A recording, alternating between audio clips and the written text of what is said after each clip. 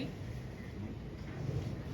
Hey Dylan, just a big part of this offseason was you coming to Houston and you getting to spend some time with Coach Amy Udoka. Just with how you guys align on defensive principles, how do you plan to implement that with guys on the roster for a team that struggled defensively for the last 2-3 seasons? I would say just being the second voice.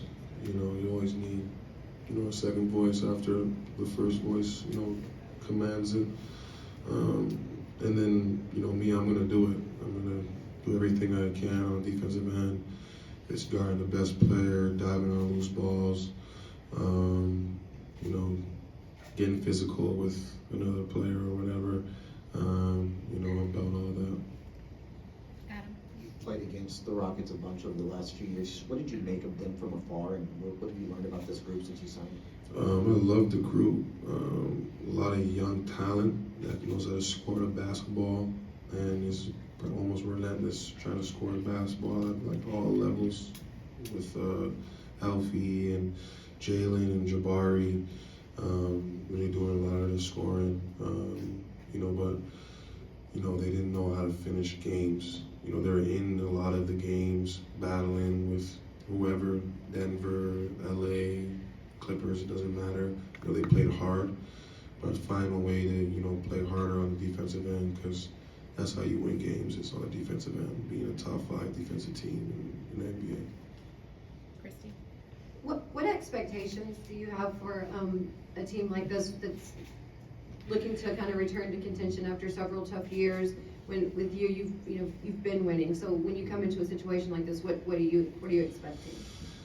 Baby steps. Every day is a learning lesson. Every game is a learning lesson as well. Because the potential is there. You don't ever expect to do it all in one shot. It's going to be a slow process. With this training camp, then preseason, just trying to get 1% better, each and every day. You sort of touched on this, but a lot of talk today about the desire to turn things around. Mm-hmm. Are there aspects of the game that you would point to as this is what's needed, this is what's necessary to change the direction of this team and this program? I think the desire is there from, one through the whole organization.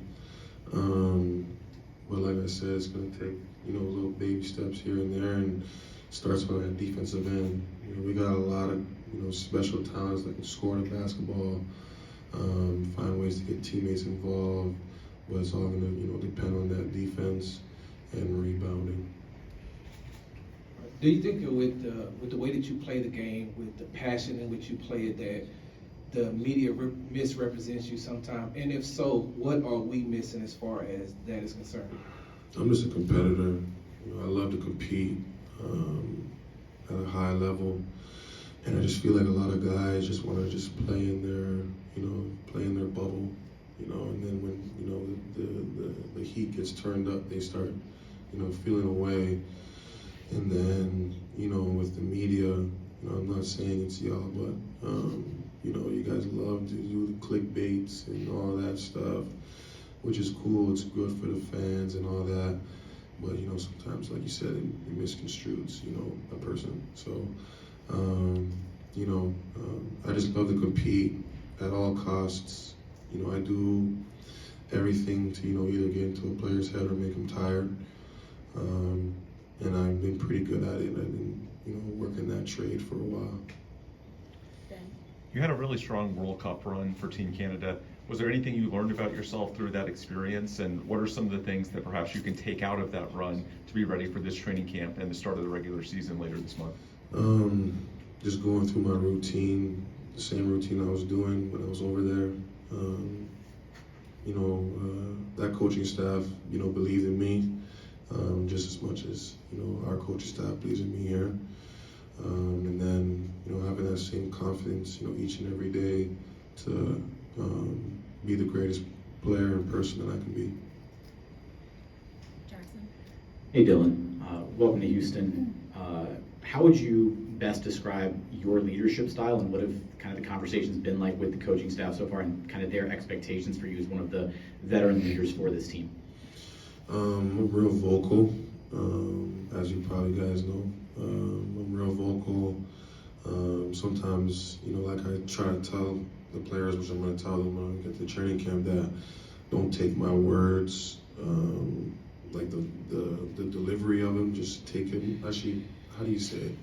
Don't take the yelling part of it, because sometimes it's the heat of the moment. Just remember the words that I'm saying, because at the end of the day, we both, whoever I'm, talking to or whatever, we both want the same goal, and it's to win. And then, whatever the coaches need me to do on the leadership standpoint, on talking or roles or whatever, I'm ready for it, to excel and to do better. Chris. Dillon, what are your thoughts on Jabari and Tari's potential defensively? They got a lot of potential. It's just if they want to put the effort in. That's what defense is. It's effort. And then there's there's little strategies and stuff like that. You're dealing with like great players, but the effort is there. They have all the intangibles, wingspan, the thoughts of getting steals, and all they gotta just, I guess, do is just have the effort, be in the right positions, and focus more on it, because it's that's what's gonna make us a better team. Is all 5, all 10 guys ready to play defense, ready to relish on the defensive end, so we can get out and play well on the offensive end. Michael. It's been quite the interesting 5-6 months for you. Your profile kind of grew. You signed a big contract, played well in FIBA. Anything you kind of learned about yourself in this past 4, 5, 6 month period? It brought me closer to myself. I feel like I was on social media like every single day, every single week. So it just brought me closer to myself, me knowing who I am, not letting anybody change it, because I don't speak on anything, unless it's you right here in front of me and I can see you. You can ask me the question, I answer it. But all the other stuff on social media, I don't answer any to it, because it's their perception of me. But just like I said before, it just brought me closer to myself, and knowing what I can do on each and every day, each given every day. So, yeah. Chancellor.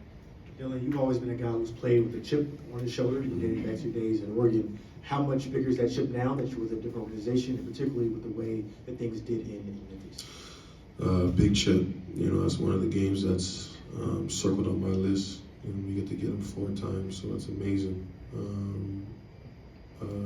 But I play hard regardless. It's not even a chip no more. It's just an everyday thing that I bring into my life, or bring into this basketball. And I just want it to be contagious throughout the whole team, throughout the whole organization. To strive and to be ready to get on this road, this journey. Jerome. Hey, Dillon, to your left. I don't want to misconstrue it, but I thought I saw a little bit of a smile when you mentioned earlier getting physical with a player. Yeah. Can you describe that pleasure you get from getting into a guy's head and taking him out of his game? It just means I just won the day. If they're really focused on me, that's a matchup that I like to take every time out. It's just a battle that I like to do with other players, and it just gives them a certain respect that now it's in Houston, but when you come play Houston, it's going to be a physical battle. It's going to be a challenge. It's not just a walk in the park no more. It's a challenge every single time you come to Houston. Kim. Dillon, what would you say to people in Houston who maybe have not had a chance to see you or get to know you yet, only what they maybe read online? What is it about you that you want to make sure people know? One, that I'm big on the youth, building the youth up. I'm just a chill back, laid back guy who is a giver, wants to give back. I just went to the Boys and Girls Club just recently, just to see all the smiles on their faces, them talking a little smack as well, you know, because it's Dillon Brooks that they're seeing. So it's just amazing, and then being around them, growing, because that was me when I was, you know, 8, 9, 10 years old. So, and it built me to be what I wanted to be as a basketball player. So just giving back, and just a competitor as well. Dillon, how do you view your season last year individually and how your contributions led to winning? And how do you think that will change, if at all, this year here? You know, I was just super defensive minded. That's what I feel like I was contributing a lot by and then just bringing like endless amounts of energy every single game.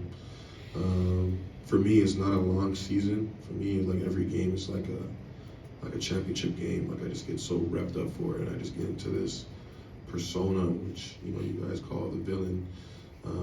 The persona of, you know, me just being so locked in, ready to play. But what I'm going to bring to the table this year is a little bit more better on the offensive end, better shot selection, being unselfish, and then just, you know, leading by either by vocal or leading by example. Just being in early every single day, getting my work in every single day, doing a little extra, so my body and my mind is ready for the season. Thank you, Dillon. Thank you. Thank you. Thanks.